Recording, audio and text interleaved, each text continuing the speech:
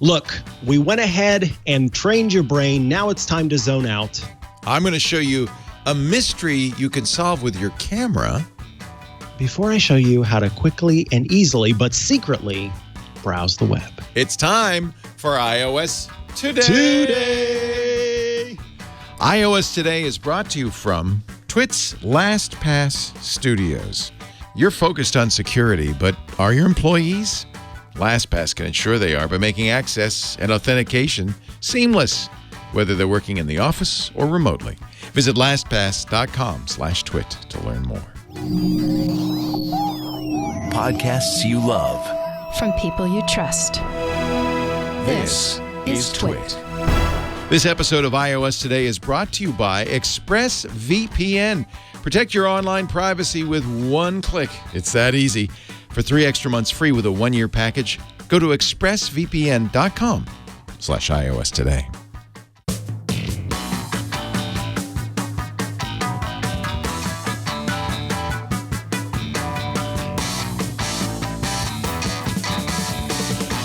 Hey, everybody. Welcome to iOS Today. I'm Leo Laporte. Why, Mikah Sargent. And we're here to tell you all about the latest from iOS. That would be your iPad, your iPhone. By the way, I have an iPhone regular size and an iPhone mini, your Apple Watch, your Apple TV. Is there anything we've left out? Your home hub. And when we someday get back in studio, I feel so bad because, Mikah, you put so much effort into creating CarPlay, a special CarPlay console. And now we don't. And we don't really get to use it because we're not in the studio. Well, I'm in the studio. And we don't drive. Well, you do. Mike is in his studio. But we are separated by the you gotta keep them separated. a gulf of many miles, many years. Despite those separations, we maintain our enthusiasm. Thank I you. don't know. Thank you.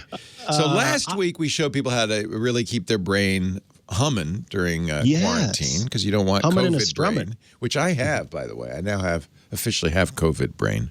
You have self-diagnosed, yes. I woke up in the middle of the night trying to remember something. I can't remember things anymore. I think that there's just something going on where you just... I was just going to say, for me, my COVID brain, it's not so much about memory.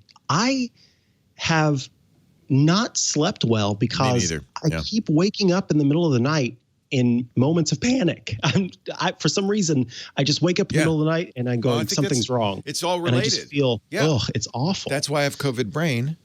Yeah. It's just, we're all kind of, what's weird for you and me, our lives have not changed super dramatically. I think that's fair to say. I mean, we're the fortunate ones who are still working and, even though we have to stay at home, I never went out. So I don't know. It's probably a little different for you. But nevertheless, I think that as a nation, really, I don't think it's national anymore. As a globe. Yes, it is global. We're all going through this sense of grief and loss. I mean, so I think it's natural.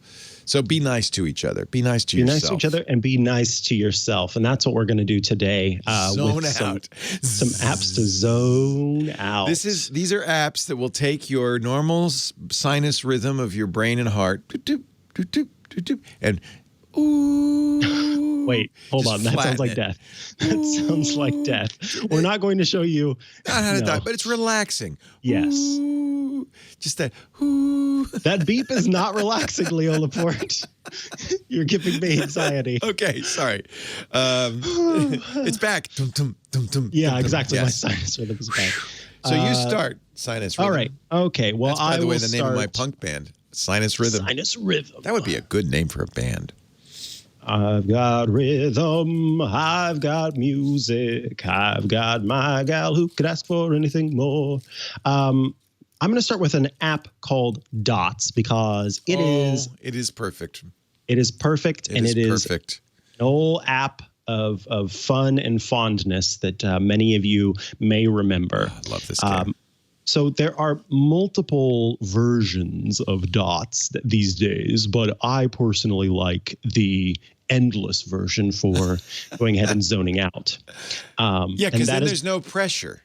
There's no pressure. There's no timer. There's none of that. But the point is simply to make connections, colorful connections. And by making connections, you will at some point create, do you see a square of purple? And when you make the square, it goes ahead and removes all of that color within the puzzle. But you get more points for connecting more dots. Correct. And so there are some times where you will make a line and it will just go all the way across the screen.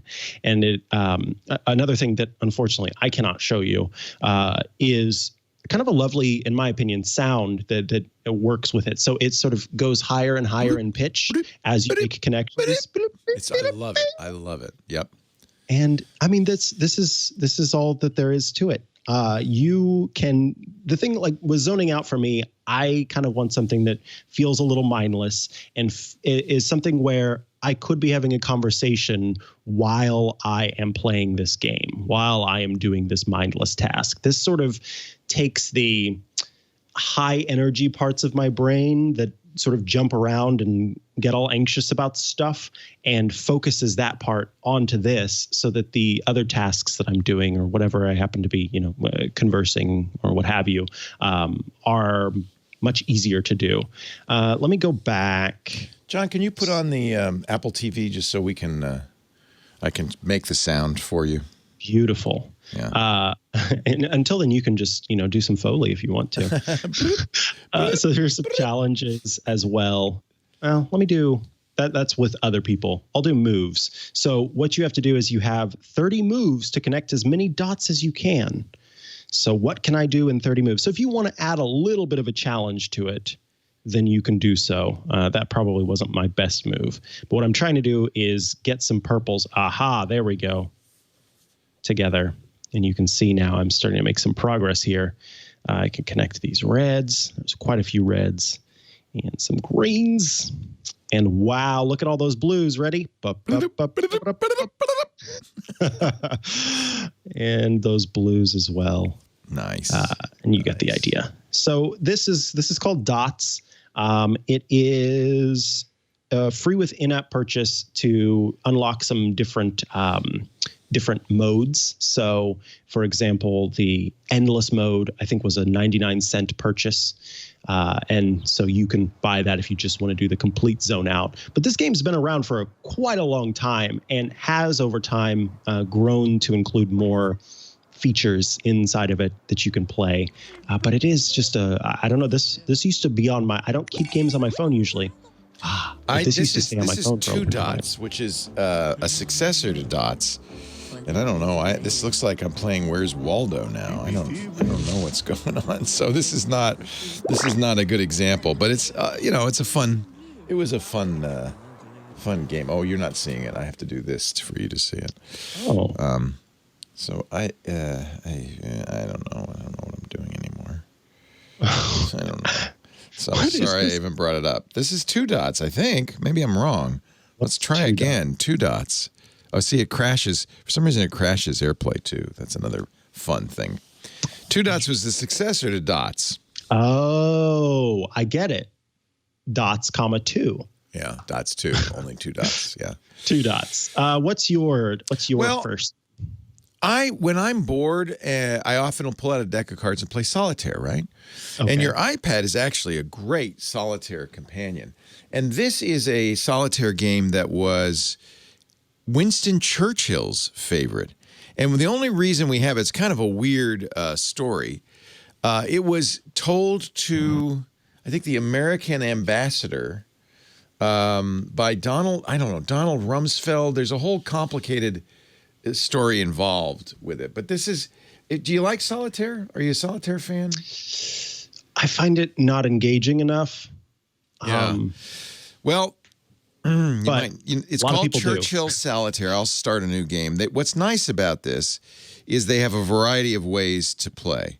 So, continuous effort, not strength or intelligence, is the key to unlocking our potential. Winston Churchill. So there he is, old Winston. Actually, there's some fun little old movies in here and stuff. It's kind of a cool game. The story of the game is here, as I mentioned. One man never doubted victory, even when his island was encircled and the bombs rained down. So Churchill's quite a character. He really is. But he never told anybody about this game except I think the British ambassador, and then the British ambassador told Donald Rumsfeld, former Secretary of Defense. He's the guy who said there's known knowns, unknown knowns, and then the knowns we don't know about. That knowns guy. Knowns. Mr. Knowns. Mr. Knowns. So this, I don't know how Rummy is connected with this. I think he maybe got somebody to do it. There's various ways to play it. There's the Daily Churchill. There's the Random Deal, which is hard. And then you can also do a campaign. And my suggestion, if you do the campaign, is you start with an easy deal because it is a tough game. You could actually, obviously, play this at home with any deck of cards. It's nice to do it on the iPad, though, I think, because the iPad does all the hard work for you, including the shuffling and the layout and so forth. So this is a complicated game of solitaire. You see these 8 here. These are what they call the victory rows. You can't win this game unless all of the cards are placed on this victory row. You start with an ace. You have to have an ace to start. That names the suit. It's 2 decks. So there's 2 ace of spades, 2 ace of hearts, 2 ace of clubs, 2 ace of diamonds. And then you have to place in order in the suit all the way up. So it's hard to win this game. See, I already can start here because I'm playing an easy game. This is called the Devil's. Let's play. This is called the Devil's 6 because you can't play these cards down here as you would in a normal game of solitaire. You can only place them to the victory rows. So I am actually getting a good start here. Yeah, look at that. Yeah, you already got 2 aces going. I got 2 aces. Well, this is the easy one, right? Oh, right. Got the easy deal. Got the easy deal. And now, the other thing is, once you clear an area, you can put a king there, but only a king. Oh, look, another ace. I am in really fabulous shape. Look at you go. Here. It's like you're playing that Mario game that you always win. It's the easy one, isn't it? Let's put the 4 on the 6. Let's put the 5 on the 6. You can see. You know what I always say? You got to put the 5 on the 6. Got to put the 5 on the 6 there. Oh, look, a 2. That's good. That's good because you want to get these off the board. Go ahead. Do you have to pretend to chew a cigar while you play this? Is that? Do they have blood, some camera? Sweat, and tears, my friends. So kings can be placed over there. So you kind of get the idea of this, and it is good that I'm playing the easy one because if you do a random shuffle, this is almost impossible to win. You can see why Winston Churchill liked this because it's unbeatable. But it's a fun game. It's a really fun game to play. It's one of my favorite. Oh, look at that. Look at that. Look at that. Oh, if only I had an ace to play. Remember, you can't put these down here. And see, the iPad keeps you from doing anything illegal, which I really like. Do I have any other moves? Do you see anything I'm missing here? Can that 6 go anywhere? Oh, there's that the 8 queen could go on the 9. Oh, you already did that. Never mind. But can the 9 go anywhere? No. Oh, that 9 can go over here. That's nice. Oh, look at this. Oh, this really is an easy one, isn't it? Oh, wow. Oh, my goodness. But there's nothing you can do. Oh, you can put that 2 on the 3. Put that 2 on the 3. You don't gain much by doing that, but I guess I open a slot. Oh, yeah, that's right. I didn't realize that was the last card. Eventually, the 2, I want to get all of these up here. Remember, that's how you win the game. Gotcha. All right. So now when I've run out of moves, let's say I have, then you tap this and it's going to fill up all the gaps. Oh, look, there's what I was looking for, that ace of diamonds. Ooh, that's nice. That's nice stuff there. Do you want to put the 3 of clubs on the 2 or you want to keep it? Ideally, well, anyway, I don't know. I don't know what the idea up in the victory square, I mean, you've got that you see 3. It? Yeah. Thank you. Yeah. And the other one as well. Yeah, there we got the 8. Get the 4. And then, that's good. We're doing really, really, really well. Yeah. And then that 3. Oh, there's a 5 there, but I can't get to it because I covered it stupidly. So you got to be careful what you do here. Careful what you wish for. I was about to say that same thing. Yeah. Anyway, If you like Solitaire, I wish I do. The music is really intense. It's a little dramatic. I'm going to turn that down. This is a fun version of Solitaire, especially if you play the easy one, because then you can actually win. You can actually beat it. I think it's an unusual variant that I'd never seen before, but I really quite like. And the iPad makes it very easy. This game makes it very fun. It's easy. You can surrender. It keeps track.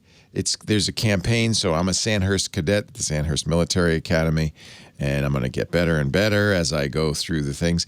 There are hints. You can buy hints, but you know, obviously you wouldn't want to buy hints. So there's, this is a fun game. I'll show you the store. You can download this for free. You can you can legend, you get more campaign deals. You could subscribe to the Daily Churchill, which I don't know why you would, for $5 a month, $30 a year, a brand new winnable game. See, maybe now I understand why. It'd be fun to get a winnable game. And then you could buy undos, you can buy hints. But if you're a real serious player, you probably just play like this. It's fun. Solitaire is definitely a zone-out thing, right? Exactly. Yep. Precisely. What do you got, sir? All right, let's see what's next up for me. I'm going to go with, so this was a game that I said earlier whenever you were talking about those pretty patterns that you had, I said, oh, you might like this game. And it is called, as you might imagine, Pattern. I have a lot of fabric squares as I'm making my masks, and I showed you some of the patterns. Oh, this is an arcade game. Okay. Yeah, so this is an Apple Arcade, which, yes, is an important thing to note. You need to have an Apple Arcade subscription to play this, but this is such a simple game. Ooh. And what's great about it is at the end of a playthrough, you get a nice wallpaper that you get to use. Oh, that's a good payoff. Yeah, so I'm going to show you one here. We'll do. So it shows you this pattern, and then how are you completing it? Yeah. Oh, okay. So you're just dragging pieces that match. Yeah, it's essentially a jigsaw puzzle. Yeah. But as you do it, let's see where this goes. So it's like wallpaper, and then you have to find the pieces that fit into the repeating pattern. God, that looks hard. Well, this one's kind of a particularly difficult one. I should not have chosen this one as my first one. Looks really hard. That's not where that goes. So he's hovering over it. So as you move the piece around, it'll tell you when it fits. But that seems like a cheater's way to play. Oops. Yeah, well, what I'm trying to do is compare the. Oh yeah, sure. You're not just randomly trying every possible slot. Go. Oh, you found it. Yeah. Wow. No, I'm not just trying to do every. Oh, look, there's an L. Whoops. So this is like Tetris a little bit now. Except like that should it has to match.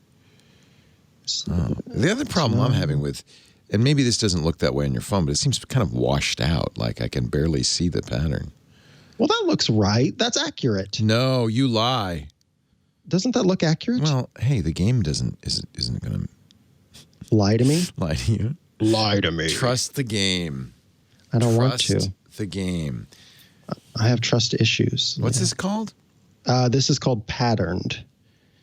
And like I said, while this is a particularly difficult one, this specific pattern, that is entirely a match. I don't care what they say. So this is a game destined to frustrate you. See, it was not supposed to. When I played it this morning, it was a lot of fun. It was calming.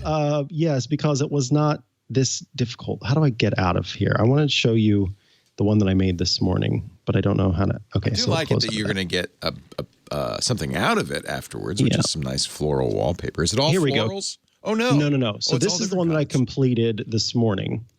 Yeah. See, this is much easier. You picked a really hard one. I did, yes. So you don't have to do hard ones. And then at the end, I was able to save this, and I could make it a wallpaper if I wanted to. Neat. It's like so I put this all together with the balloons. Or the bless New you. Mexico balloon, the New Mexico Balloon Festival. And so you can see there are a bunch of different puzzle types that are not as difficult. Are they all drawings? They're all repeating pattern drawings. Right. So here's one that's quite simple. I could probably complete this in moments, in mere moments. Okay, so that needs to be there. And this looks like it belongs here. Whoops. No, that goes there. Then Apple. And you can see now it's very soothing. Yes. Do you do jigsaw puzzles at home? Yeah. So this reminds me of my grandma. Yeah. My grandma and I used to, we would just do jigsaw puzzles together. Yeah. She loves them, and we always get them for her for birthdays and stuff. Because they're just kind of a fun zone out thing, and you can come back to them whenever you're ready. You don't necessarily have to play at all times. Let's see. So it's just, some people would find this soothing. I think I might find it really, really annoying. Really? Yeah, and jigsaw puzzles also annoy me. I can only play them for so long before I go, ugh, and walk away. Before you give yourself a hernia and walk away. That's the sound I make. It's exactly the sound I make. Okay. I'm trying to just finish this one real quick so you can see what it does whenever it's done. So we will, if Kevin needs to, he can speed it up here. Oh, yeah, speed it up. That'd be good to do. Wow, you're really good at this, Mikah. Look how fast you're solving it. I'm doing my best. Wow, it's so impressive. Oh, that's how that goes. Are you good at this? How satisfying was that? I'm satisfied and smiling. Oh, that's not where that goes. Somebody's saying it looks like a color blindness test. Oh, yeah. It kind of faded out a little bit. I guess it comes alive when you finish it. I suppose if you, and that's the whole point, is that as you complete it, it starts to fill in. So until that point. Did you ever take a completed jigsaw puzzle and shellac it and mount it on the wall? That's another thing my grandma would do. At times, not always, but there was an eagle that she loves eagles, and so she had an eagle puzzle. That's cute. And when she finished it, she shellacked it. Or decoupaged it. Decoupage, yeah. We do jigsaw puzzles. We like to do jigsaw puzzles. But wait, I thought you said you. Lisa does. Oh, okay. And she'll say, "Come on, you're gonna help me, right?" And I'll sit down, and about 5 minutes later, There's the sound. let's go away. I'm calling your doctor. I can only take so much for some reason. So I think it's just a thing. Some people after a while can't take it anymore, and I was one of them. Yeah. That's fair. I'm almost done. I just want to get through this. Oh, look, here's a completely white piece. Oh, well, there. Well, they even showed you where it went. That time they showed me because how it's too hard otherwise, right? Yeah. Okay, we're almost there. Look at this. It's gonna be so good when Kevin speeds it up. Yeah. And then Leo won't have to go. Yay, da. Do you have a parade after you solve a puzzle? No, and then I can tap save. Nice. And then it saves it to my thing. That's cute. Right. That's fun. Yeah. That is called pattern. Like Amish homemaking arts, but it's okay. I'm going to show you an oldie but a goodie. Did you ever play Osmos? No. This could easily. It always made me go. This could. This could have been maybe one of our very first app caps, I'm thinking. I mean, I think this goes back a long, long way. And by the way, the sound on this is great. Headphones recommended. This is one of the early headphone recommended apps on iOS. Now, there are different ways to play it. There's the Odyssey, the arcade, the multiplayer. Multiplayer is fun because you can play together on one thing, but I'm going to just do the Odyssey. Actioni contrarium semper aquilum esse rectionem, as I always say. Truly. Yes, for every action, there is an equal and opposite reaction. Now, this is one of those games, and I'm telling you, this might have been the very first one, where it didn't give you a whole lot of instruction. It says, this is you. Move to the blue circle and come to a stop. Okay. So I'm going to propel yourself by tapping behind your moat, showing your see, I'm propelling the moat.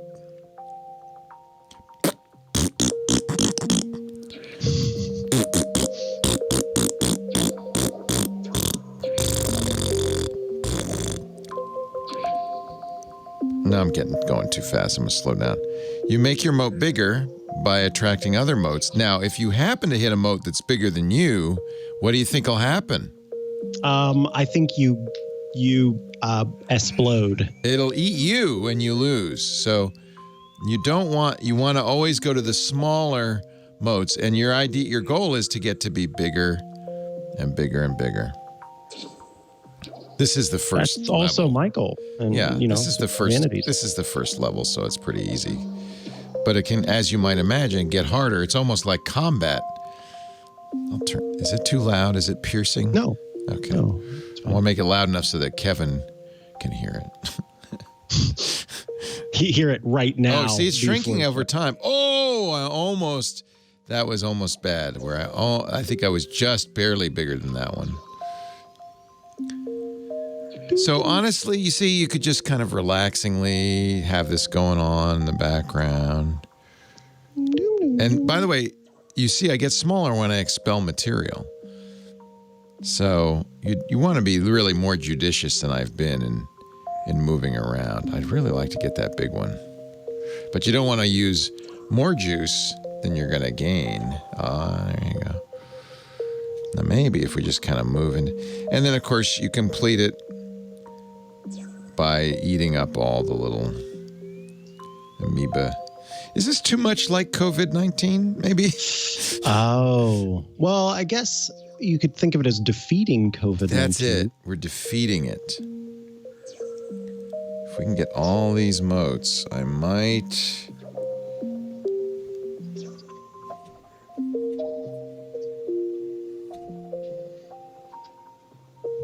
So here's the part of the show where Kevin speeds everything up to make it more interesting. The thing is, you don't really want to with this game. It's just a very soothing, simple game.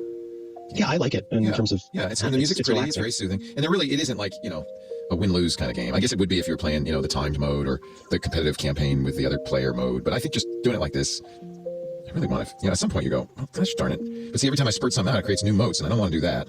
There's only 2 left. If I could just get those 2. Oh, come on, man. You see, we bounce off the edges, so the trick is to really use physics as your friend.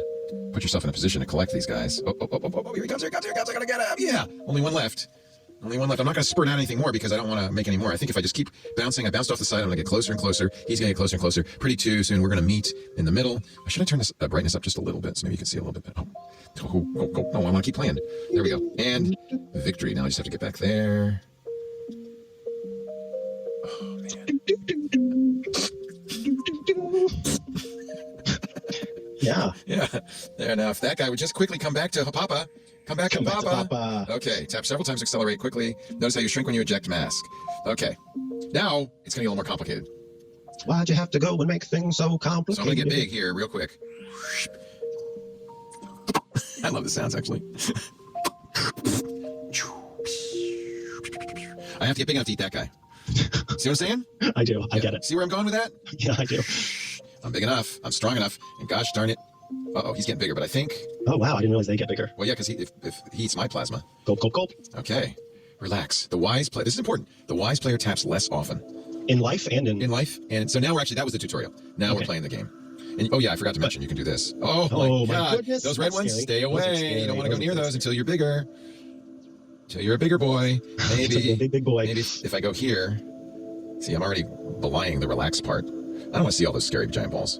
Yeah, that's kind of... It's kind of scary when you see what's out there in the universe. It's better if you don't know. Oh, getting bigger. If I get just a little bit bigger, this is going to be interesting. Should I just continue my trajectory, eat this guy? See, it's interesting how you can only... Oh, not big enough. No. Not big enough. You know what I need to do is eat this guy. Isn't this fun? Oh, God, I don't know that you're big enough. Oh, see, they all turn blue now. Oh, I see. Once you're big enough, they're blue. Now, you're expending? Yes, you lose size by tapping. Gotcha. So the trick, now let's see what the universe looks like. It's not so scary, is it? Because I'm the bigger shark. I did that for Kevin. So now I'm the biggest shark in the land. I've completed the level. All right. That is Osmos. Oh, you're done, aren't you? You said but see, this is what I think a great zone out game makes you go, let's play a little more, right? Yeah. Let's just do a little more. It's kind of like how I felt with Patterned if I didn't have someone in my ear saying, ugh! Sorry. Get over this game. I'm sorry. Did I really ruin it for you? No. I'm just teasing. We're doing a bit. All right, let's, but we should move on to the next one. This is one that's actually been out for a long time, and it is called Prune. And it is not about a plum that has been dried in the sun. Oh. Instead. Oh, I know what this is. I've played this game. I like this game. Okay, so the point of this game is to create... There's a similarity to our games, isn't there? These are kind of zone games. And then you have to start to cut away. Prune it, as it were. grow it out into the sun. And look, it's turning gold, and we've done it. You've made a beautiful cherry tree.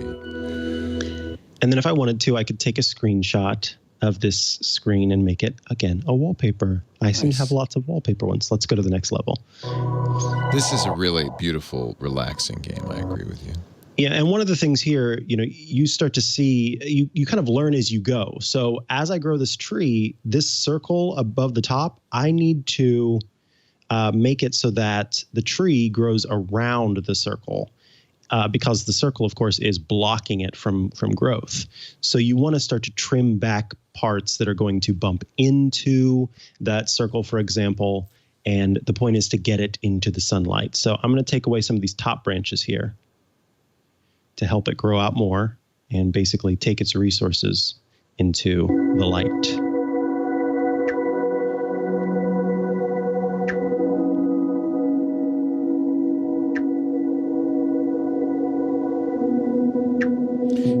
Actually prune trees? I used to have bonsai. I had this. I've always wanted bonsai. Yeah, and it's tough getting good ones because I don't recommend starting from seeds unless you have had some experience. I have this really awesome book. It's called The Encyclopedia of Bonsai. And it is just a book full of information about growing bonsai, about the different arts of bonsai, the different styles of bonsai. It's gorgeous. And it really made me, love bonsai and everything that it involves. It's Dieter Rams is a excellent German designer who is the guy behind Braun. So he does industrial design.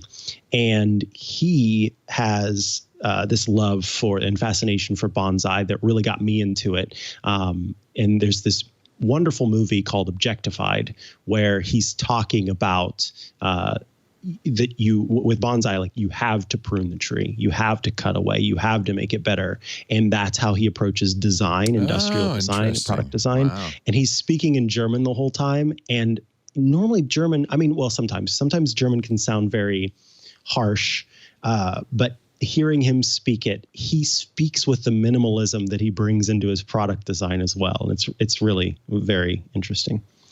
I guess I'll get rid of these babies. This is a tough one. I don't really have much else to cut away. Oh, I guess I did. I didn't realize I'd already grown. Got past this level. Yeah. So the trick is not to run into the giant scary ball. Yeah, don't run into the ball because it'll break your branches. And then what you want to do is get into those beams of light. So you can see where the sort of tan and gold is. That's where you want to be. And you don't want to be in the black. So this is an interesting level because think about this. I can go to the left and I will get into the light perhaps a little bit sooner because there might be less growth that way versus growing straight up where it would take a long time for me to get into those brighter portions of light.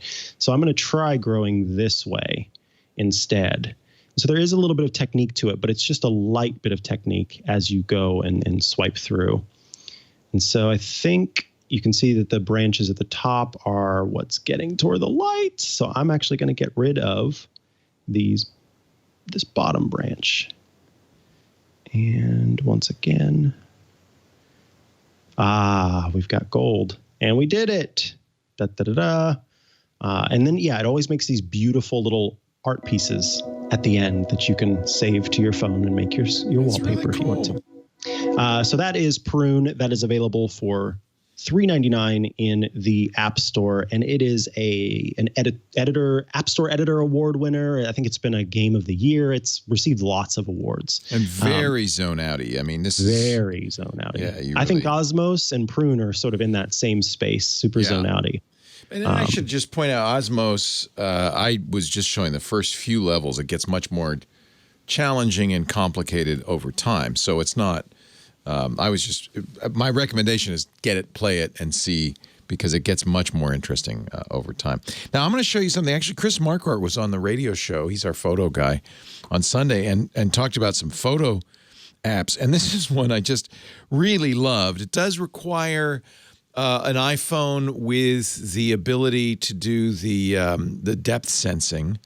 You know, if you go to the website, or rather the App Store, it'll tell you what iPhones. I think it works on a 10R and later. It's called MEISAI. And it actually works on the latest iPad, too. I don't know if it'd work on your iPad, but it's a camera app. It's a photography app, but it's really more for, I would say, for people who've taken certain substances. So the idea is, and you can see it's showing the my desktop. It's just doing the camera, but I can choose down here various effects. So I'll choose the first effect, and then it still hasn't changed anything until I put my hand in the shot. Whoa. And now it's modifying it. So it's using... It can tell your skin it can from tell. the ring. It's using, well, not just skin. I don't know what it can tell. What is it? It's somehow it knows my hand or my face if I do my face. It can also do other effects. Whoa, so, okay. I know. I don't think you want to be on a substance, and you might freak yourself out. Maybe you don't need a substance, in other words, right, to do this. I don't know if you can kind of, you can kind of see what it's doing with me. Hey. The funny thing is, it doesn't seem to do it to TV. Like, I thought it might do it to you. So it did a little bit, but I don't know. I'm not sure how it's detecting. But somehow it is detecting this. So there are a variety of different looks. And you can take a picture. So it'd be worth it to kind of play with this and try the different effects. Look at that one.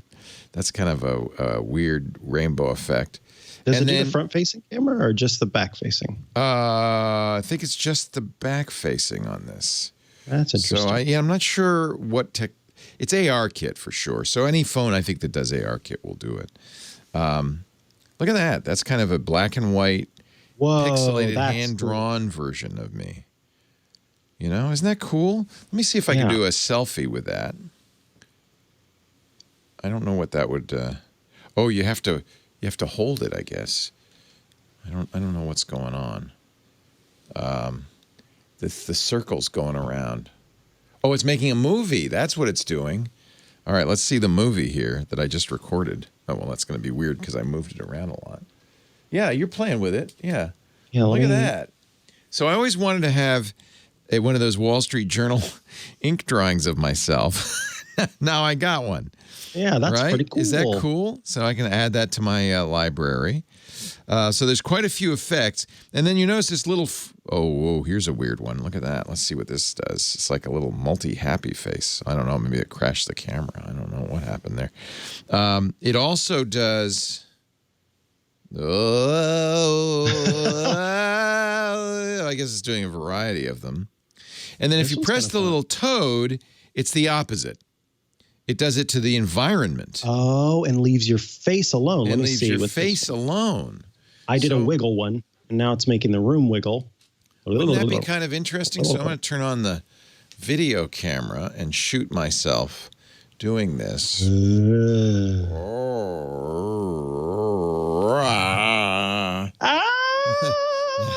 Now let's see what this looks like. Oh yeah, look at that! Wow, I think it's kind of cool. Oh, I like that one. Yeah, that was fun. So this is I don't know if it's zone out exactly, but it is kind of trippy. And look at that! Isn't that cool? Lets you do interesting effects. Hello. Yeah. Wait, let me do the little frog. Decomposing. iPhone 11, 10R, and 10S, it says. Thank you, Scooter X. Scooter. So this is MEISAI.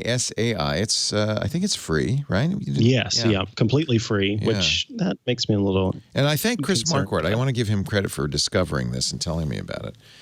It's a zone out in the sense that, don't you find that some apps you just play with and you just keep playing with them? Yes, and this is one of those. You're just going to keep playing with it.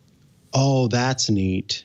Oh, now you've got like kind of Magritte balls floating around. I'm trying to get the... That is a cool effect. Yeah. Oh, yeah. It's only for this one's only for the environment. So I can be surrounded by bubbles. Yeah, the frog makes it the environment. So you could be a bubble or the frog could be the bubble. Look at that. Wow. That's some pretty good AR. Yeah. Yeah, it does a good job. Wow. It's okay. Really, so there's a lot of them. These are not Snapchat effects. These are just weird. Yes. Oh, weird effects. Wait, let me do this. This is actually your Ecamm setup is the best setup for this because you can see the real world and then see his phone. Yeah, that's really cool. Oh, this is like a demo of all the different modes. Yeah, it's just going through them, cycling them. Oh, I felt like I was in that Aha music video. Yeah. Take on me. Take on me. All right. That's very fun. I like that. That's MEISAI. MEISAI. I don't know. Cool. Let's see. My last one before we move on is an app that's been around for a long time. And honestly, it's not updated for the latest versions of iOS, but it got a special it gets a special mention from me.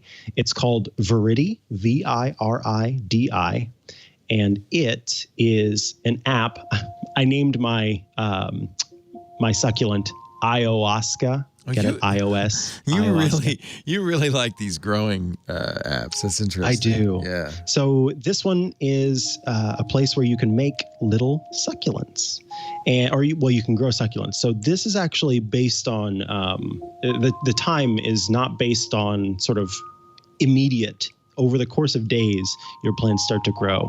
And you can see that it's sated, meaning that I'd already watered these for the day. So right now, they are good to go. But I'll have to check in soon and make sure that they are okay. But over time, it will grow into a big plant. And at the beginning, whenever you first download the app, it's free with in-app purchases. You pick a pot that you want, and you pick a set of succulents that you want, and then it creates it for you. There are some in-app purchases that let you, if you want to have, for example, 3 different nurseries, you can have one in your house, you can have one in the cats zone, and so then you can have up to 3. And then you can buy, if you want to, succulents to add to the mix. So they're all succulents. Yes, yeah. This is a succulent simulator, essentially. Succulent simulator. There's a name. Simulator. So my first one, because it's for iOS today, is called Ayahuasca, and that is my series. How of long does it take to grow? Multiple days. Yeah. So I will have to check back each day and make sure I keep them watered. If you don't water them, then they will die. So maybe that's a little bit annoying. High stakes. Yeah. No. You keep going with annoying. Little high stakes. But it reminds me of Tamagotchi, Yeah, it's a Tamagotchi. And, for some, that would be soothing. Yeah. And the music I find very soothing. Yeah, it's pretty. So. Yeah, it's very pretty. Some really good choices there. Thanks. You, Mikah. And yes, Sargent. same for you. Yeah. I think Osmos is Osmos, good. Everybody should have. It's a wonderful game. It's evolved over the years. I think it was one of the very early iPhone games, and it's still a real pleaser, I think. Yeah. Our show today brought to you by ExpressVPN. We are big fans of ExpressVPN. Mm-hmm. I think you all know how ExpressVPN protects your privacy and your security online, right? But did you know you can also use it to take your TV watching to the next level? We've all probably watched everything we want on our Netflix. Well, here's the deal. You got your Netflix fired up? Okay. You can now unlock movies and shows that are not available in the U.S., but in other countries. So use ExpressVPN, for instance. You could go to the U.K., where all the Doctor Who episodes and all the Star Trek episodes are available on UK Netflix. How do you do that? ExpressVPN, very easy to use. You go to ExpressVPN on your device, and there's a big button. Now, normally, if you hit that button right away, it'll immediately connect with the nearest ExpressVPN servers. But you can, at the very bottom, you can say, oh, I don't want to go to San Francisco. How mundane. And you can choose other locations. I'm going to choose the United Kingdom. I am now connected to the UK Docklands. And if you fire up Netflix or refresh your Netflix now, all of a sudden, oh, something's happened. I'm now seeing Star Trek and Doctor Who. That is really awesome. Now, the whole time it's doing this, by the way, you see how easy it is. And ExpressVPN does not slow down your performance at all. I mean, that's one of the things that's really cool about it. I asked Netflix, is that cool to do this? They said, yeah, well, the only reason we tell people not to do it is VPNs aren't very fast, so you won't be able to watch HD video. Obviously, they don't know about ExpressVPN. It is fast. It's so fast that HD video comes in fine, no buffering, no stuttering. It does other things, too. I mean, it hides your IP address and lets you control where you want sites to think you are. So you have 94 different countries you can be in. ExpressVPN doesn't just work with Netflix, Hulu, BBC Player, YouTube, you name it. But that's just one of many reasons I use ExpressVPN. It's a great way to watch shows once you've run through all the shows here in the U.S., but it's also so fast that it never impinges. I frequently leave it on by accident, and I never even notice because it's just as fast as my existing. And what's great is my internet service provider, whether it's my carrier or my home internet service provider, they're not seeing what I'm doing. So it's private, which I really like. And if I'm on a coffee shop or if I'm just outside, if somebody's monitoring my Wi-Fi, they can't see what I'm doing either, which means I am not hackable. ExpressVPN is the VPN I chose. Not because it's the cheapest. In fact, I know you're going to tell me, oh, Leo, I got a free VPN. I would just submit, if they're free, how are they paying for that? Selling your information, not ExpressVPN. They've had third-party audits. Their trusted server technology means when you use ExpressVPN, it can't write to the server. It can't write to the hard drive. It cannot log. It does not log. And their privacy policy and the trusted server technology has both been vetted by third parties. And they say, yep, ExpressVPN does exactly what it says it does. Truly private, truly secure, truly fast. ExpressVPN, I want you to try it right now.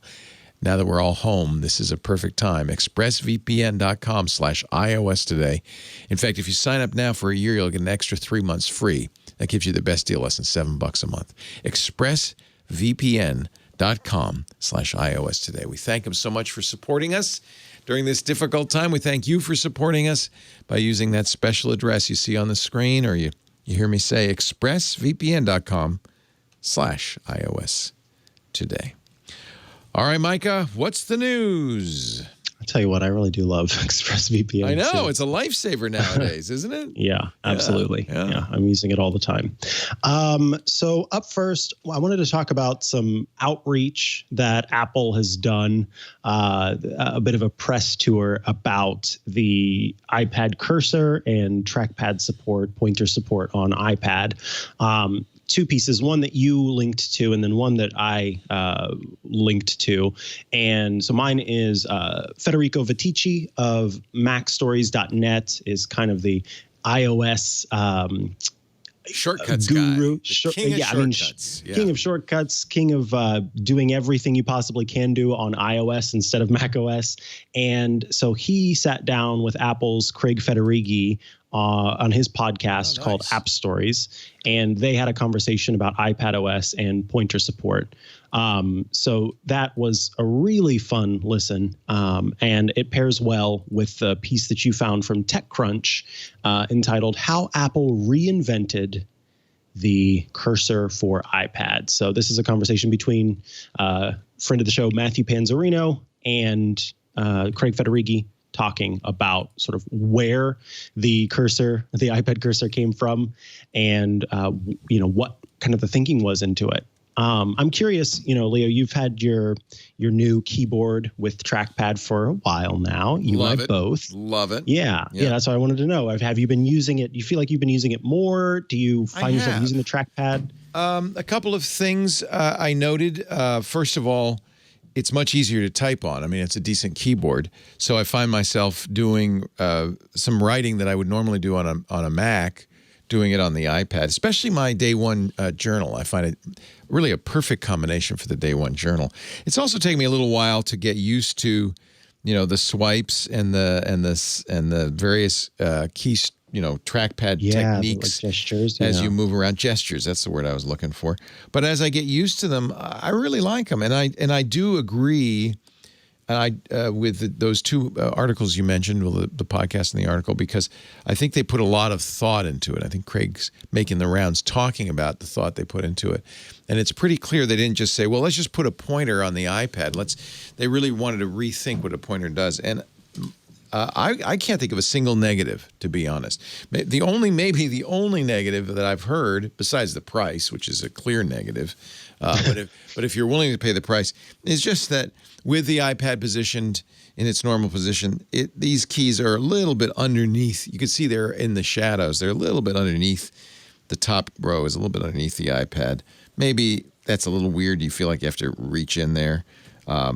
Doesn't particularly bother me. I had this yesterday happen to me where for some reason, even though I could use the trackpad, the pointer, I couldn't use the keys. I couldn't type. Oh. And I couldn't quite figure it out, as that's happened before with a smart keyboard, and a detach and retach often works. But I thought it was weird because the pointer continued to work, but just not the keys. Interesting. So they must be separate connections or something. I don't know what it was. It went away. It was maybe a bug. But that doesn't happen very often. I've been very happy with it. I think this is, if you can afford it, it's really outrageously priced. But yes. You've probably seen the X-rays of it. I mean, there's some real engineering that's gone into this. And I don't understand either, but that's just the way it is. Sorry, Siri, I wasn't talking to you. My sense is it's very well engineered. It feels like it's really robust. I love it that I can plug the Type-C connector into the hinge. I think that's a very subtle but very handy feature because it leaves the Type-C connector on the iPad free for other things. And I've started using my iPad more as a second screen on my Mac just because I can keep the iPad plugged in and the base of it. Yeah, not hanging out of the side. Yeah. It's a little weird because you can't use the keyboard and trackpad with Sidecar. And it feels like, gosh, I feel like I should be able to with Sidecar. I understand why that's not happening because it'll be a little weird and confusing. I'm going to be very interested to see if Apple changes or modifies Sidecar slightly when you have a Magic Keyboard. Yeah, because that trackpad there would be nice to. Wouldn't it be nice to have that? Yeah. Yeah. But it's only your mouse on the Mac that works. But no, I love it. Well, and I think what I found interesting is that I find this a more pleasing typing experience than this MacBook Pro with Touch Bar that I have sitting in front of me. The keys on this. You have the old butterfly key, Mac. I do, yeah. And so typing on that, I did it and I do it, but it's not great. And so then going to this and typing on this with these, the newer switches, it's quite nice. What's interesting for me is that I have yet to my muscle memory has yet to remember the trackpad. I wanted to talk about something because I've seen a lot of people talking about it amongst themselves, but also something that has come up a lot lately in questions to me on Twitter and elsewhere, and that is about AirPods Pro. Yes. So a lot of people are having an issue, a rattling, a crackling, a roaring, a wheezing in one or both of their AirPods. And the theory is that it has to do with the active noise cancellation microphone within the AirPods, specifically the one that is directed into the ear. And we don't know exactly what's going on, but something is causing an issue where it becomes overly sensitive or something, and it starts to make a rattling sound, a crackling sound, as the AirPod sort of moves freely in that space. And you'll notice if you touch the AirPod, sort of brush up against it, it'll make that crackling sound, etc. Well, I have not used my AirPods Pro for multiple weeks, like many weeks, probably multiple months, because of that annoying rattling sound. You really can hear it. Oh yeah. It's really bugging you. It was so bad that, and I thought, oh golly, because of COVID going on right now, it would be a difficult return process. So that's why I hadn't, tried to initiate a return process. And it's also kind of one of those things where when you feel maybe that you're alone, is it just a you thing kind of a thing? Is it just me or other people experiencing it or what? Right. And so once I started to see other people experiencing it and I saw some folks talking about their return process and how simple it was, I finally went through. So I logged into the Apple Support app, and you scroll down, you get to AirPods, tap on that, and then you say, I've got a repair issue. And then they pop you into an iMessage conversation using Apple's new business chat feature. And so then you can start talking with a person who works for Apple. They ask me a few questions. Depending on who you get and what they know or don't know, you might get certain questions or you might not. So, for example, Matthew Cassinelli, he had the same issue. And they checked that he was running a beta, and they tried to say that it was because he was running the beta maybe that he was experiencing the issue. And so he kind of had to argue with him a little bit to get them to say, oh, okay, I guess it's not that. I didn't get that question, but they asked me a few things, and then they said, okay, well, we can send you a repair or a replacement. Wow. What we'll do is we will put a hold on your card for the cost of the replacement, and then we'll send you in the mail the replacement part, and then you need to put the faulty AirPod basically into the package and send it back to us. And when we get it, then we'll release the hold. So it's repaired or replaced for free, but they want to make sure that they get the faulty one back. So they put the hold on your card. Yeah, that's normal. Yeah. Yeah. And so a couple of things that I want to, some caveats and some things. If you have this issue, it is a real issue. And so if you are hearing that rattling, this is something that you can have fixed. It's important to know, too, that so I, along with the rattling, had a ghostly howl sometimes. Jesus. So it's in the right AirPod. You had haunted AirPods. I did. It was ridiculous. So when they send you the package, these are AirPod Pros. Pro, yes. And it only happened when ANC was turned on, when the active noise cancellation was turned on. So when I got the replacement, a couple of things to know. It comes in this little box. It's sort of, you can't quite tell what it is. It's one of the least designed Apple boxes, but it comes with the AirPod itself, and then through the 3 ear tips, and it has inside of it these simple instructions for how to pair the new AirPods, the new AirPod. Unfortunately, the instructions were not very clear. It just shows put it into the case with the old one, plug it in, and then hit the button on the back. But it doesn't say anything. It's like an IKEA diagram. It has no words. And so I did just that, and Lord. The darn thing wouldn't pair. And so I had to look it up online. And so I just wanted to let everybody know, you need to plug it in for at least 20 minutes. It has to be charged up. Yeah. Yeah, exactly. And then at that point, then you can hold down the button and it resets the AirPods, and then you pair them again, and then it's good. The other thing that was a caveat, Matthew Cassinelli didn't realize that the package that they ship you with the replacement AirPod, the actual envelope that it comes in, it has the return label on it. Yeah. And so he had thrown it away, not realizing. He was able to dig it out of the trash, though, luckily. And so, you just have to remove the perforated tab, take off the current label, and the return label is underneath. So that's important to know. That's good. I've heard enough people out there talking about this that I feel like it's something that people are going to be doing. And I just don't want them to go through that same process of confusion about how to pair them. And, whether or not it's a real thing, if you are hearing a crackling, rattling, there were different words used. But now I have to go home and listen to mine and see. You absolutely should. I haven't heard any of that, but who knows? Maybe I'm not paying attention. It was obnoxious to the point where, like I said, I'd stopped using them. But now I'm using them again, and they sound great, and I'm happy. And I hope that the left one, which is still an original, does not have that It's getting hard to recommend these, to be honest. At the price point they are, if people are having those kinds of problems, there are less expensive devices that work better. Better, I would say. I'm really disappointed, honestly. Yeah. Gotta say. All right. Next, this is just a hilarious piece. Leo, if you make an app, a media app, that has short, bite-sized video content. I know where you're going. And you release it around the time that people are at home all the time, bored and wanting more content. Why would they watch it? So Jeffrey Katzenberg says that the pandemic is to blame for Quibi not doing very well, which Makes absolutely zero sense because people are starved for content. You know, why would they not want to? Quibi for a world where people are waiting in line at the DMV. They're commuting on the subway. We designed Quibi for a world where people are out and about. Now they're stuck at home, and why would they watch our crap?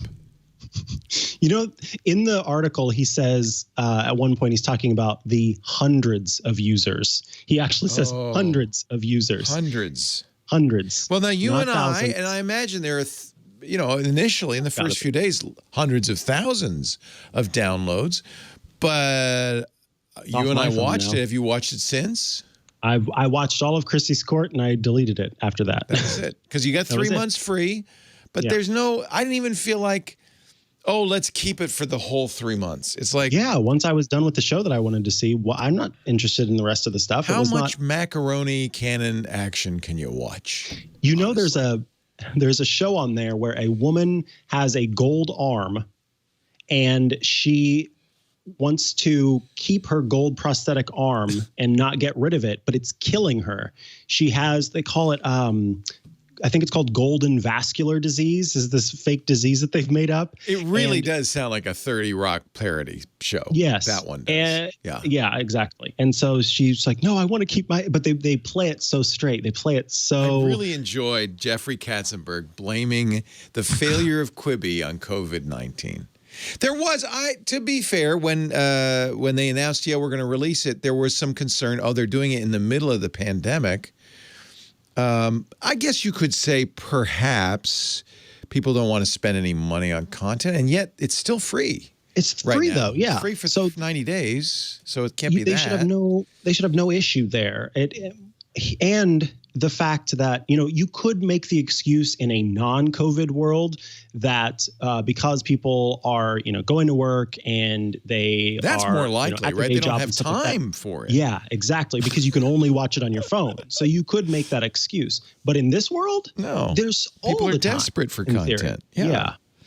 So, I think, honestly, what Katzenberg should have said is, we've got a great reception. People like it.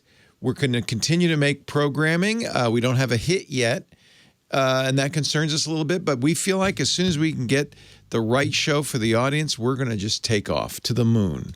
Yes, and also, maybe don't send cease and desist orders to podcasters. Did they do that? There were podcasters who were planning on doing reviews of Quibi shows, aka free advertising for Quibi. They sent cease and desist orders to them. And then also, you can't share any of the content outside of the app. You try to take a screenshot and it makes it black. And so the one viral bit of content from Quibi was that golden arm thing. And the only way to do it was to put down a phone with it on the screen and then use a different phone to shoot the video of that thing. And that was the only way. And that to be fair, that tweet did do really well and got more people into Quibi. It's just bizarre. I mean, so we didn't get a cease and desist, did we? No. It's for people. They were like, oh, we're going to be doing a show devoted to, kind of like how I did a rewatch show for The Office. They were going to do a rewatch show for Quibi show. But remember, Lucas did that in the early days of Star Wars. He was really very jealous of the content and didn't want people to do fanfic and stuff. And I think he learned his lesson that that's only good for you. That only helps promote it. Jeffrey's notoriously litigious, I hear. And so, in fact, that we were a little concerned when we did our Quibi review the first time. Oh, that's right. We did it. One of our producers cut it all out. Saying, you're going to get sued. And I said, no, put it back. If they sue us, they sue us. And as far as I know, they didn't do a takedown. Yeah, I haven't heard of any cease and desist. And Jeffrey, we love you, so please. Do we? Yeah, no. Oh, sorry. We love you. No, I think you're right. If you are Quibi, you want people to show it, review it, and talk about it. That's the only way you're going to get the attention you need to save the platform. And apparently they are planning on adding sharing features in the future. To the big screen. Yeah, Meg Whitman said we're going to do that. Yeah.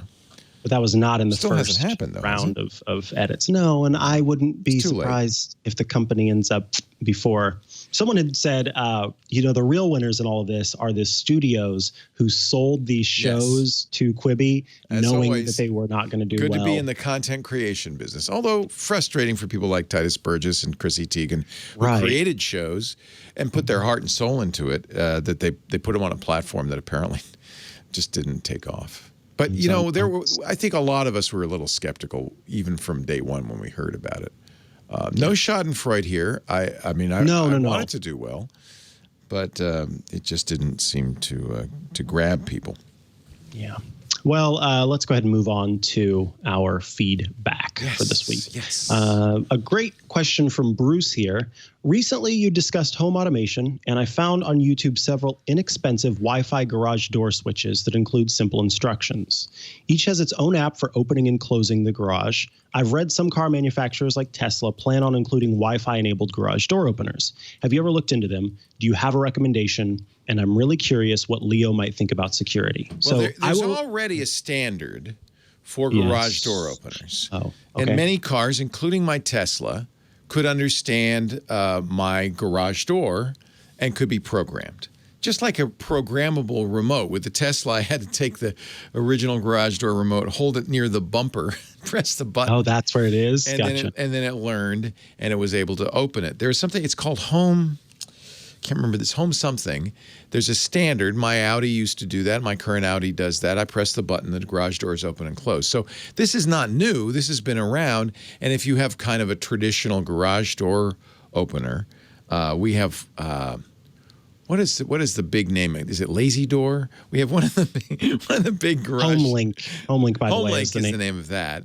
And we have one of the standard garage doors. I can't remember, and it works just fine with it. So, I just know of Chamberlain and Craftsman are the two that I know it's not of. either one of those. I even got a third-party remote that you program by holding it up and doing that, so that you can carry that around. So I don't think this is unusual. I think that like any remote control, there are kind of programmable remotes. Yeah. Right. So let's talk about a solution that I have used for quite some time that does it over Wi-Fi. Thank you. OS LiftMaster. That's the one I have is a LiftMaster. Gotcha. Which, if you think about it, it's a weird name. But okay. It is a master of lifting, like Aunt Pruitt. Yeah. Yeah, he's a LiftMaster. He's the LiftMaster. Yes. So Chamberlain, which is the people behind both Chamberlain and I think they are LiftMaster too. Maybe LiftMaster, Chamberlain. I wouldn't be surprised. Yeah. So Chiffmaster and LiftMaster and Chamberlain are owned by the same company, and one is for the sort of builders market, and one is for the consumer market. So anyway, these garage door openers are the most common, and Chamberlain makes an excellent device that I have used. It's called the Chamberlain MyQ Smart Garage Door Opener, and what you do is you choke is what you do. No. What you do is you take the device and you put it on the ceiling near your garage door opener inside of your garage.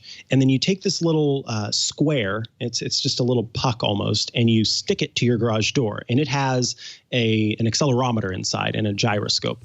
And then you program, just like you would with, you held the remote to your bumper.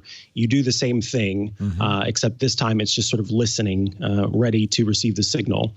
And then it opens the garage door, and then you say, yes, it's open right now, so that the sensor knows what open means. And then close, yes, this is what closed means. And then you connect it to your Wi-Fi router. So I can, from anywhere over Wi-Fi, access my Chamberlain garage door opener and then open my garage. I've used this, in the past whenever I was letting in a guest, if I wasn't home, or there are any number of reasons for this, to make sure that whenever you leave the house that you did indeed close the garage door. That's kind of one of the big ones. There are lots of safety features that are included. For example, if you use it to close the garage door, it beeps very loudly so that you know that soon it's going to close down the garage door, so no one's in the way or anything like that. And it integrates, with the existing safety systems. I use this with a platform called Hoobs, HOOBS, which stands for Homebridge Out-of-the-Box System. And Homebridge is golly, I can't think of it. It's a what is it? It's a JavaScript server, but I can't think of the name of the JavaScript server. Node.js? Yeah, thank you. Node.js server that connects your non-HomeKit enabled devices to HomeKit. And so I have my garage door within HomeKit via Hoobs, which I used Homebridge before I ever had a Hoobs system, but Hoobs just makes it very simple. So Are those you two nervous devices, because Wink just started charging a monthly subscription? Are you afraid when you buy something like this that, you're it's $169, you got it, and then in Hoobs 6 is months open down source. It is open source. Okay. Yeah. So Hoobs itself is not really. Hoobs is not a. Don't think of Hoobs as the platform. It's based on Hoobastank. Yes. Okay. Homebridge is the platform, but what Hoobs came in and did was they basically made it so that people didn't have to do a lot of thinking to create the Homebridge server. So it's a little mini computer, really, like a little Raspberry Pi. And it's running the open source. Is it precisely? Which open source project is it? Is it Habitat? Do you know? I don't know. I'll send you a link afterward. But I actually didn't get the full Hoobs system because I already had a Raspberry Pi that was running a Homebridge server, and so I just got the SD card because I wanted to see how Hoobs was different from my own, custom made server. And it's a little bit cleaner and it gets updates more frequently and stuff like that. So it was less work for me to keep it updated.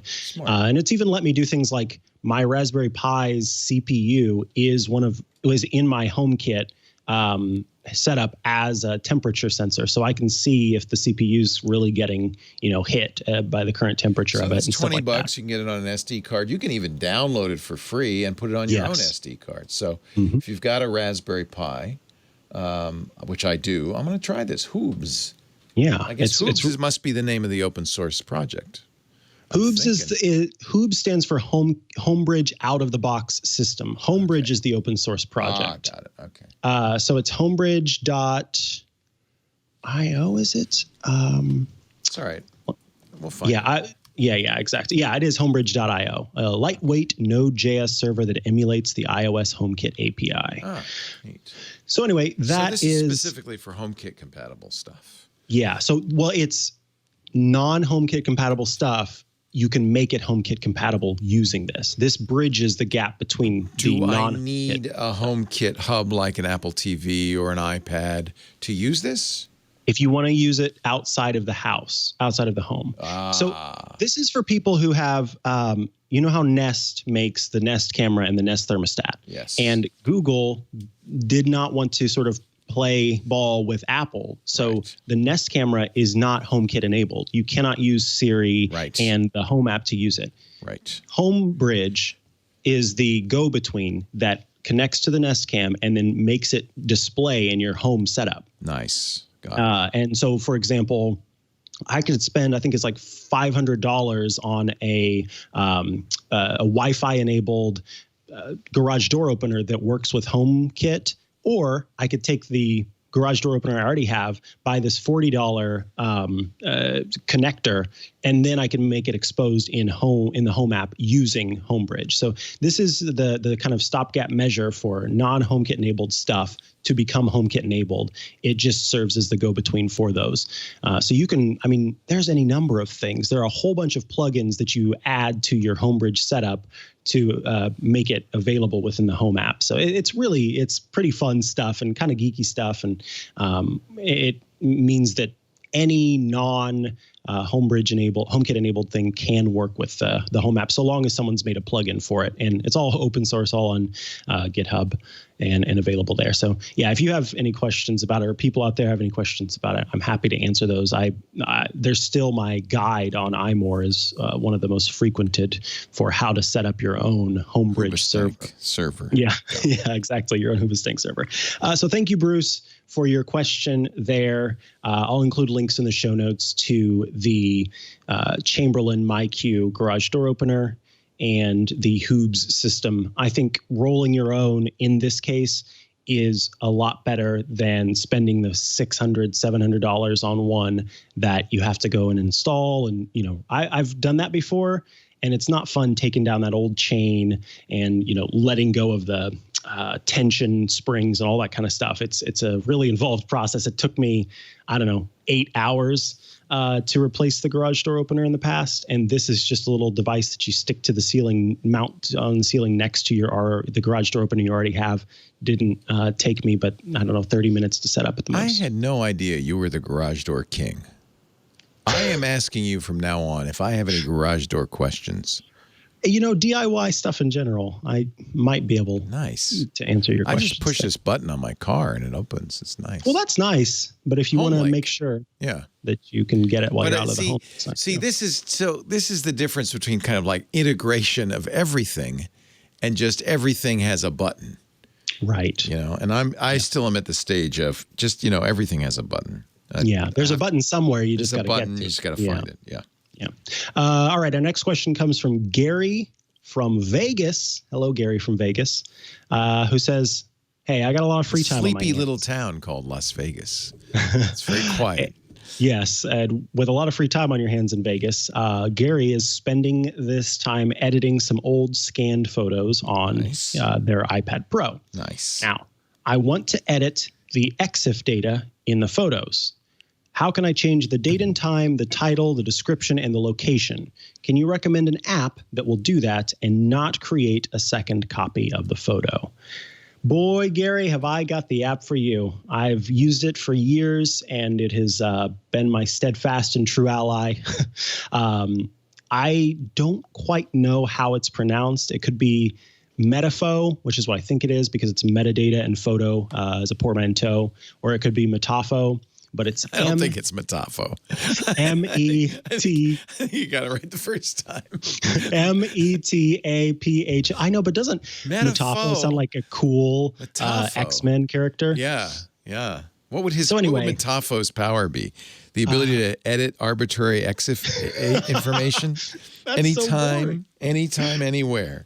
Oh, golly. So this app lets you do exactly what you're asking without creating a copy of the photo. And in fact, it has a setting so that you can do that. You can create a copy or you can choose not to. So I can take this wallpaper, and here's the information, what date it was edited on, what day it was created, some information about the fact that it's a JPEG. I can remove all of the metadata if I want to. And see, here's the setting here. Save as new photo or don't save as new photo, essentially. And so I can edit the original and it just adjusts this photo itself, or I can create a new one without the metadata. And of course, if you want to make sure that you're not sharing a photo with your location information enabled on it, then you can also do that as well. Tapping on the bottom, a quick link here to change the date on which it was created, the time, and of course the time zone, and location information as well. So I can change that if I want to adjust that however I needed. And then of course you can delete it if you want to, but it also has the option to share as is or with the information disabled. So the other good thing about this app is that it works from the share sheet. So you can go into photos and then hit the share sheet button and then say edit in Metafo, and then it will let you make adjustments to the date and all of that information. And again, it does that on the actual original photo without you having to, create a brand new photo. I wonder, don't courts just figure that the EXIF data is,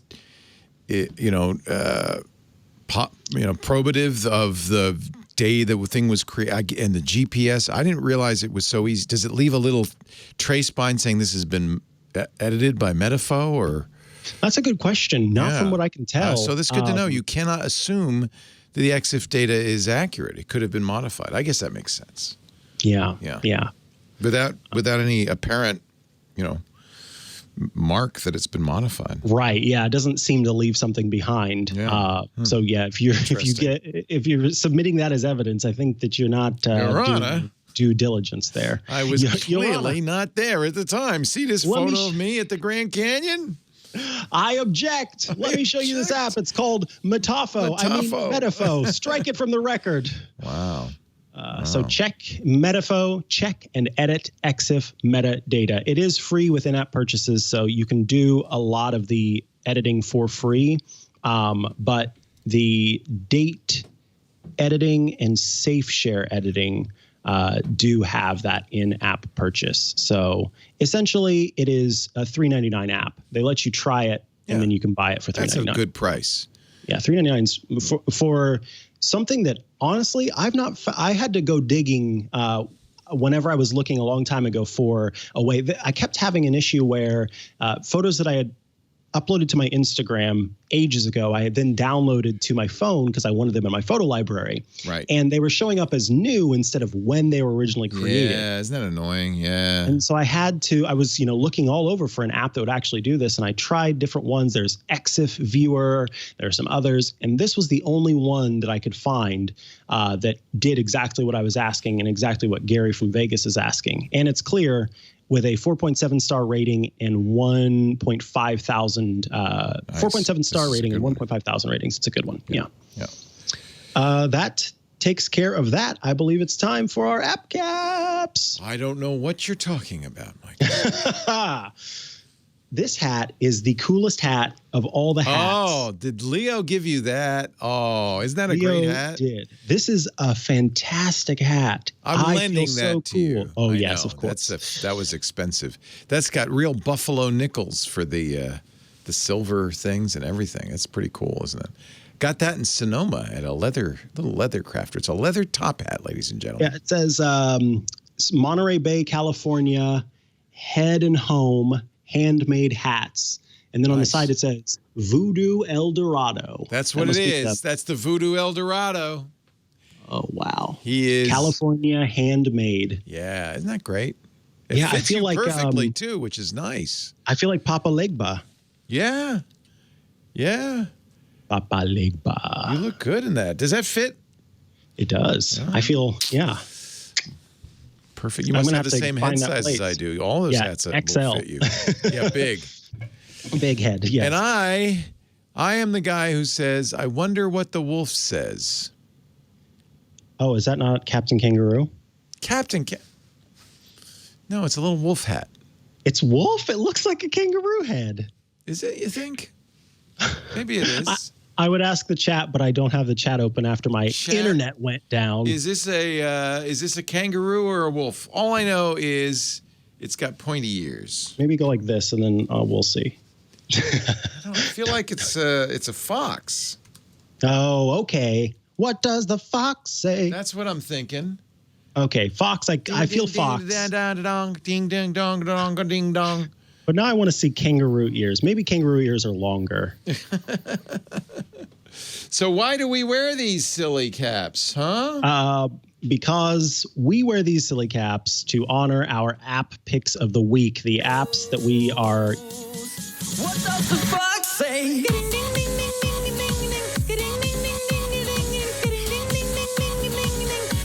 the fox say?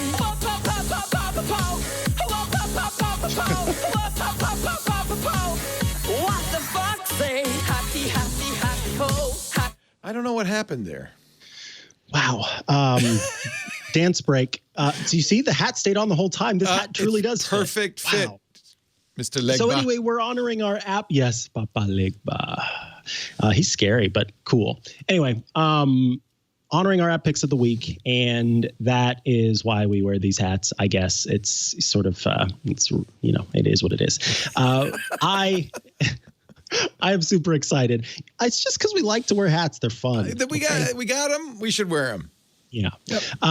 So my app pick of the week, what's interesting is, so a developer reached out to me to share an app that they had been working on, and I found this app to be really interesting. And then I was looking at the other apps that this developer had created, and I ended up getting both of them.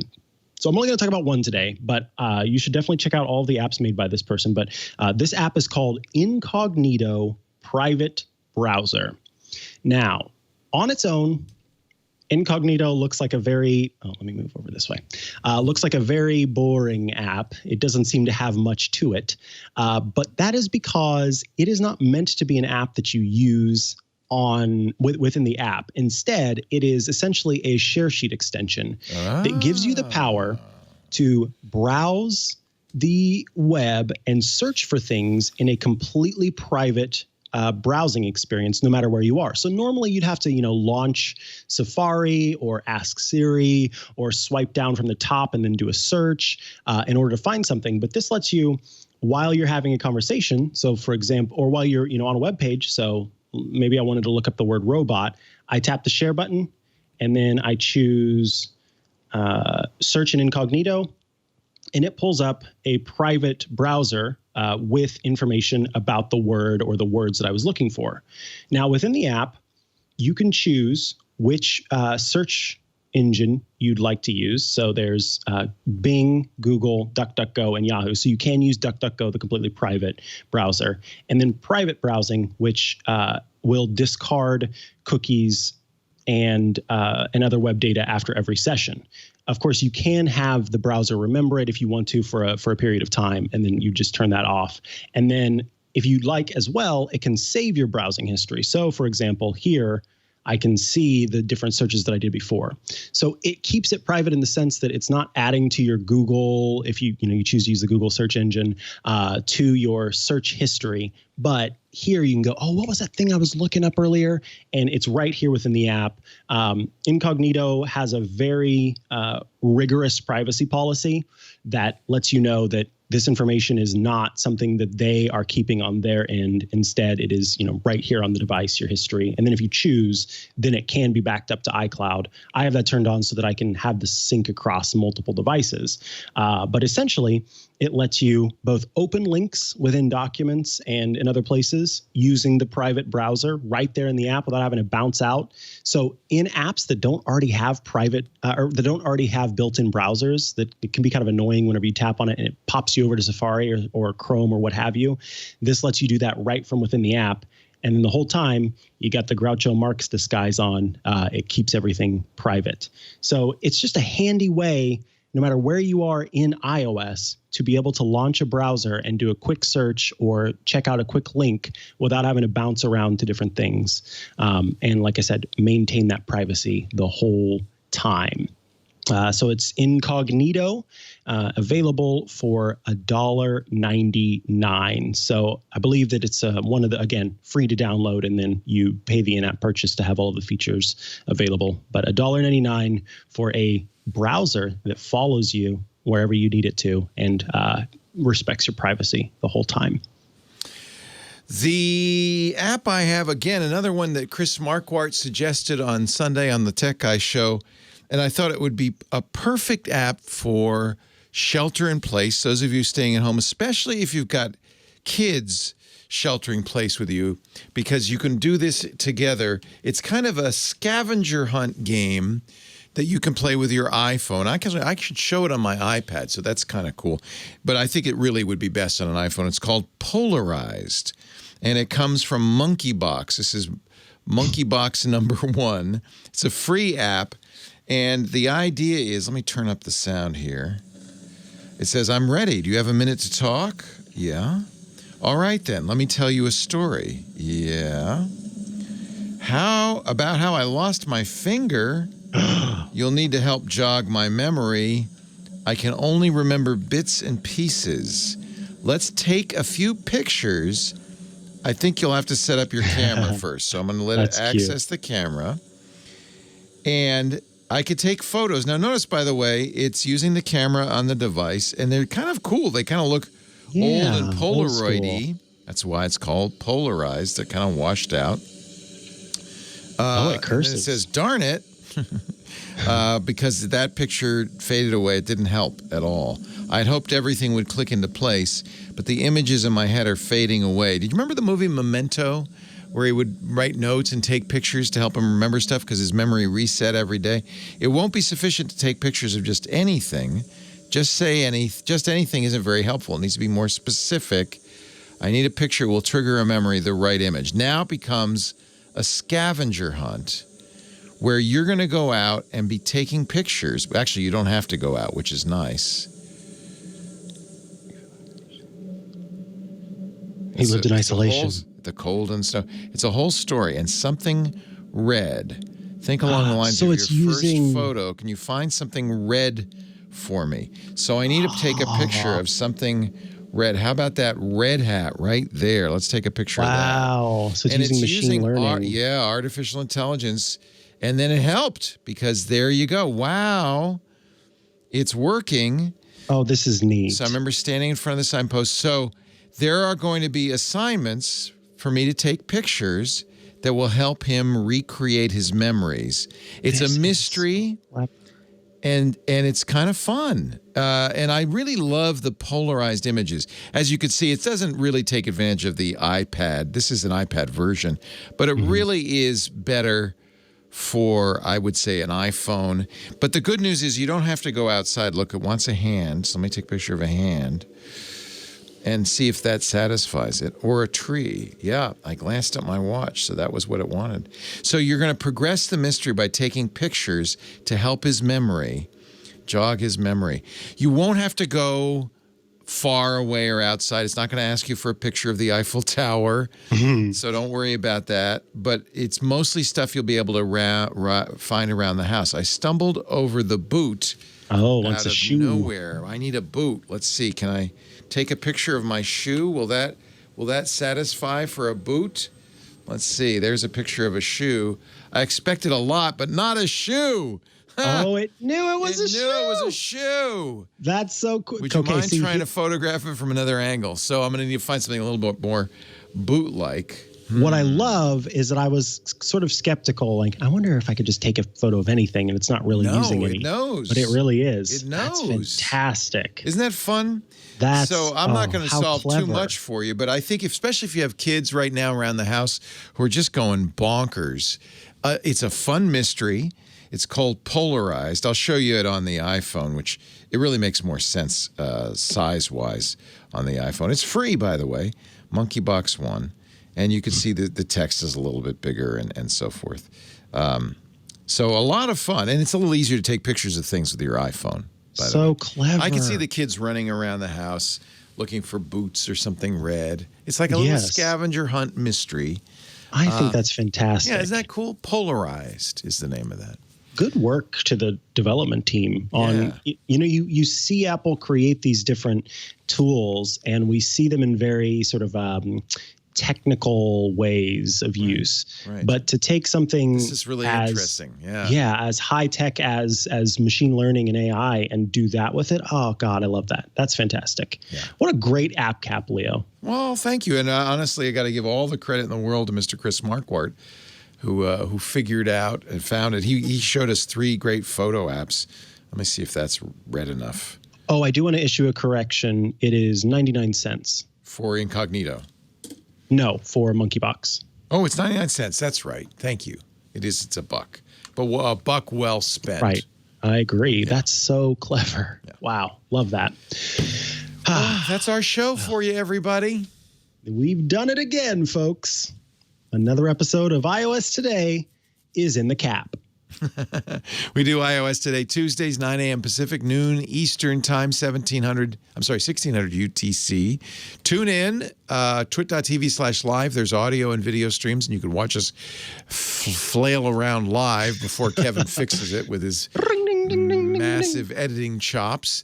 You can also get on-demand versions of the website, twit.tv/iOS for this show, but all our shows are there.